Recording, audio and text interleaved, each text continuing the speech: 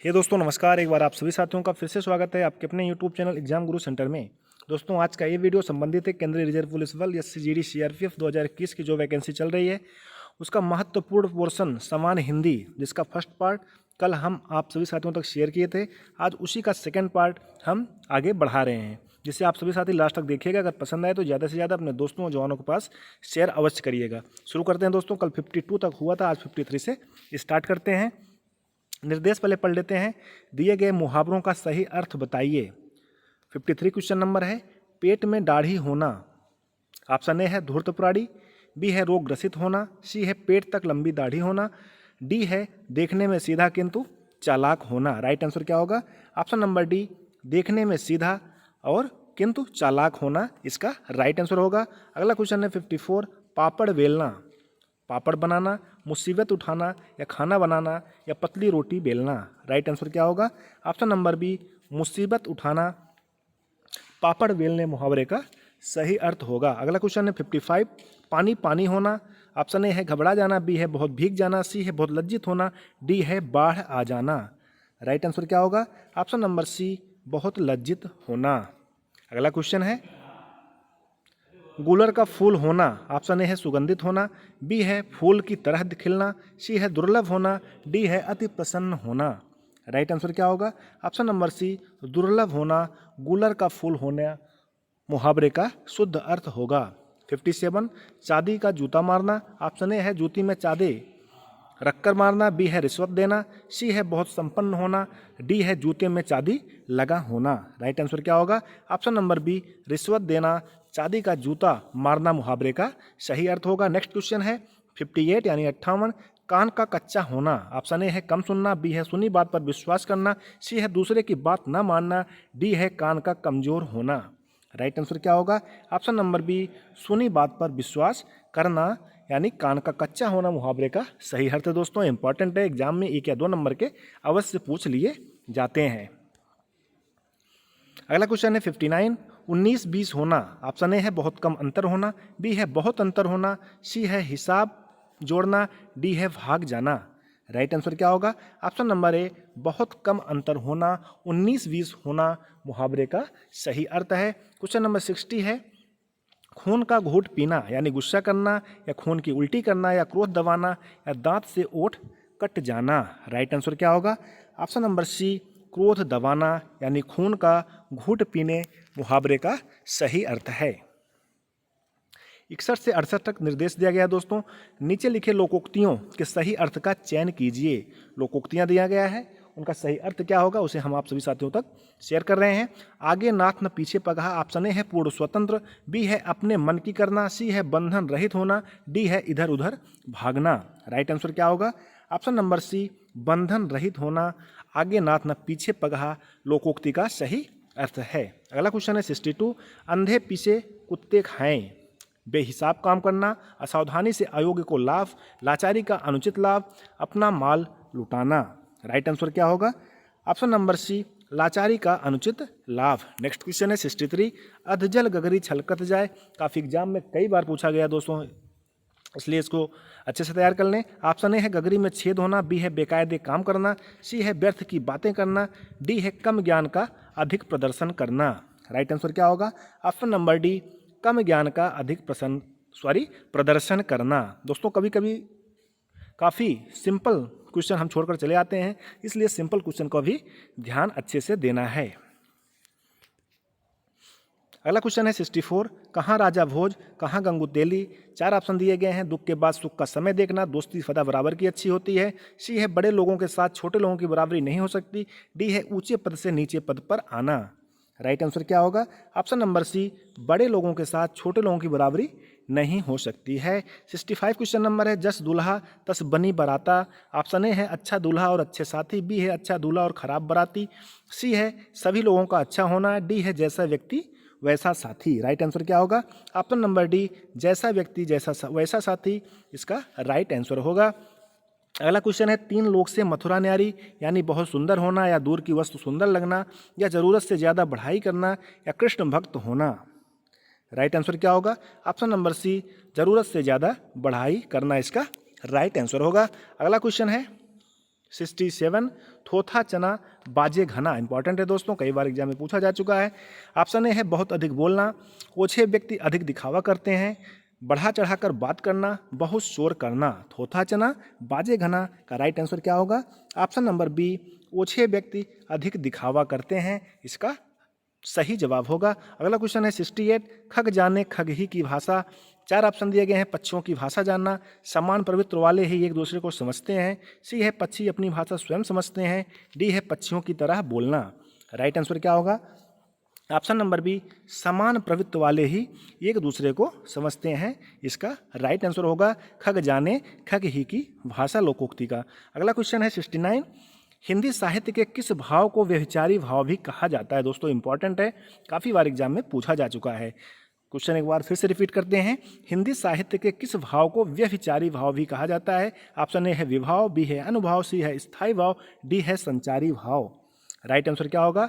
Option number D, संचारी भाव इसका राइट आंसर होगा। हिंदी साहित्य के संचारी भाव को व्यभिचारी भाव भी कहा जाता है। नेक्स्ट क्वेश्चन देखते हैं। क्वेश्चन नंबर 70 यानी 17वां, हिंदी साहित्य का 9वां रस कौन सा है? इंपॉर्टेंट है दोस्तों, भक्ति, वात्सल्य, शांत या करुणा। राइट आंसर क्या होगा?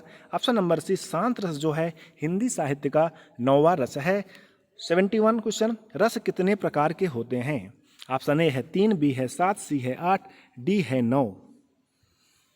राइट आंसर क्या होगा? ऑप्शन नंबर डी, रस जो हैं 9 प्रकार के होते हैं। 72 क्वेश्चन नंबर है, उधव मोह व्रज विसरत नाही में कौन सा रस है? श्रृंगार रस, हास रस या वीर रस या करुण रस। सही आंसर क्या होगा? ऑप्शन नंबर ए, श्रृंगार रस उधव मोह व्रज विसरत नाही में प्रयुक्त है, यानी सही है। अगला क्वेश्चन है 73 वीर रस का स्थायी भाव क्या है? इंपॉर्टेंट है दोस्तों, हर एग्जाम में रस से 1 या 2 क्वेश्चन अवश्य पूछ लिए जाते हैं, इसलिए रस वाला टॉपिक आप अच्छे से तैयार करें। वैसे हम तो इतने बहुविकल्पीय प्रश्न करा देंगे, आपको अलग से पढ़ने की कोई आवश्यकता नहीं होगी, केवल आप हमारे साथ एग्जाम गुरु सेंटर यूट्यूब चैनल से जुड़े रहें। अगर अभी तक सब्सक्राइब ना किए हो सब्सक्राइब करें, साथ में नोटिफिकेशन के लिए बेल आइकन अवश्य प्रेस करें, जिससे कोई भी नई वीडियो बनती है तो आप सभी साथियों तक नोटिफिकेशन के माध्यम से पहुँच सके। वीर रस का स्थायी भाव क्या है? रति, उत्साह, हास्य या परिहास। राइट आंसर क्या होगा? ऑप्शन नंबर बी, उत्साह जो है वीर रस का स्थायी भाव है।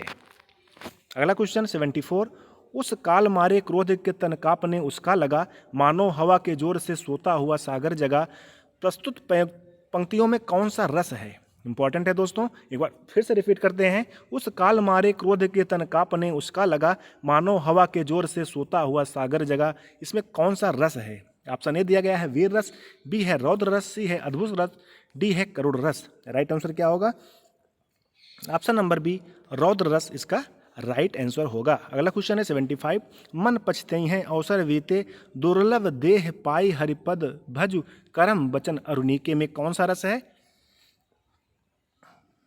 4 ऑप्शन दिए गए हैं, करुण, शांत, भक्ति और वात्सल्य। राइट आंसर क्या होगा? ऑप्शन नंबर सी, भक्ति रस। अगला क्वेश्चन देखते हैं। क्वेश्चन नंबर 76 चौपाई के चारों चरणों में कितनी मात्राएं होती हैं? ऑप्शन ए है 13, बी है 17, सी है 14, डी है 16। राइट आंसर क्या होगा? Option number D, 16। चौपाई के चारों चरणों में 16 मात्राएं होती हैं।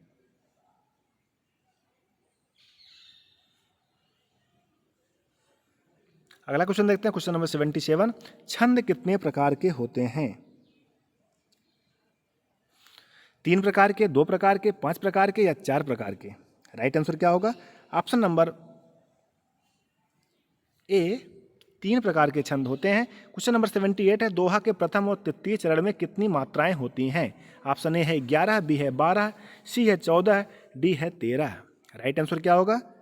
Option number D, 13। दोहा के चारों चरण में प्रथम और तृतीय चरण में 13 मात्राएं होती हैं, दूसरे और चतुर्थ चरण में 11 मात्राएं होती हैं। 78 का राइट आंसर होगा 7 डी, यानी 13 मात्राएं प्रथम और तृतीय चरण में होती हैं। अगला क्वेश्चन है मूक होय वाचाल पंगु चढ़े गिरिवर गहन, जसु कृपा सु दयाल द्रवहु सकल कलिमल दहन। प्रयुक्त पंक्तियों में कौन सा छंद है? दोहा, चौपाई, सोरठा या बरवे। राइट आंसर क्या होगा? ऑप्शन नंबर सी, सोरठा। अगला क्वेश्चन देखते हैं। क्वेश्चन नंबर 80 दोहे और रोले के क्रम से मिलाने पर कौन सा छंद बनता है? इंपॉर्टेंट है दोस्तों। हरिगीतिका, कुंडलियाँ, सवैया या बरवे। राइट आंसर क्या होगा? ऑप्शन नंबर बी, कुंडलिया। दोहे और रोले के क्रम को मिलाने से कुंडलिया छंद बनता है। अगला क्वेश्चन है 81। अवध शिला का उर पर था गुरुभार, तिल तिल काट रही थी दृग जलधार। प्रस्तुत पंक्तियों में कौन सा छंद है? छंद बताना है। ऑप्शन ए दिया गया है दोहा, सोरठा, रोला।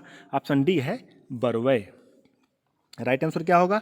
Option number D, Barve. प्रयुक्त पंक्तियों में बरवे छंद है। अगला क्वेश्चन 82। जहां बिना कारण के कार्य का होना पाया जाता है वहां कौन सा अलंकार होता है? दोस्तों इंपॉर्टेंट है, कई बार एग्जाम में पूछा जा चुका है। विरोधाभास, विशेषोक्ति, विभावना या भ्रांतिमान। जहां बिना कारण के कार्य का होना पाया जाता है वहां कौन सा अलंकार होता है? विभावना, यानी इसका ऑप्शन नंबर सी इसका राइट आंसर होगा, विभावना अलंकार होगा। अगला क्वेश्चन 83। जहां उपमेय में अनेक उपमानों की शंका होती है वहां कौन सा अलंकार होता है?